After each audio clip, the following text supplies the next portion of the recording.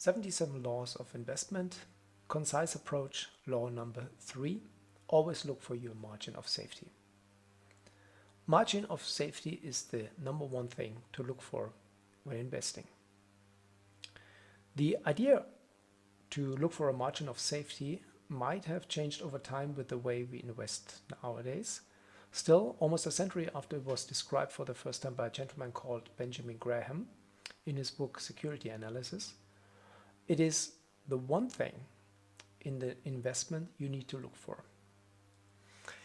In both the definition of your investment style and then in its execution. The execution meaning the price you are willing to pay for something. Ask yourself, where is my margin of safety? While in the definition, there must be a substantial one, like best 25%, 15% at least. In the execution, done correctly, according to the preset style, it can be a small one, something like 1 to 3%. What does it mean? In your definition, you must look for a margin of safety. That is what is called the upper hand, or some people call it the moat, the security around a business. That must be substantial. That can be in a business, it can be a nasty advantage that the company has. That must be a big one over the competitors. In order to define that, you must know the competitive landscape very well. In real estate, it's a particular position that something has. Does not need to be something huge, particularly in a street, but there must be something while it stands out. Location is a very important one in that one, and this standing out must be massive.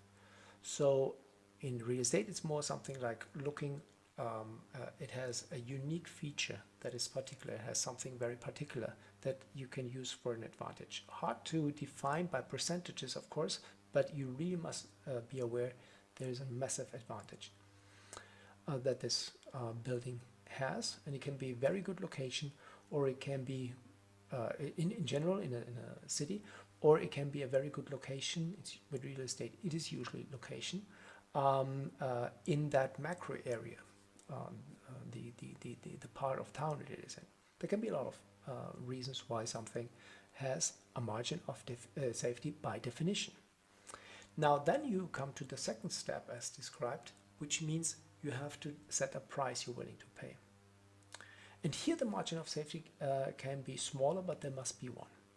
Meaning you come to a price and you should still have at least 3 to 5% under the value that you have calculated. You should buy under that. That is the most difficult one to understand, that the higher the margin of safety is on the definition, the smaller the margin of safety in the execution and the price can be. Why? When you have a huge margin of safety in the definition, something really outstanding, you can get closer to zero in margin of safety of price. Why? Because you know exactly it has everything playing for it. That could be where you say, hey, I have zero margin of safety. I'm exactly at the price that I defined, I still buy. Very well, totally fine. You have to decide that how strong the margin of safety by definition is. And the better you work, you make your work in your investment strategy and in your calculation of the margin of safety by definition, and then in the margin of safety by execution, the better your results promise to be. I hope this helps you. You're great. Your Uncle Rudolf.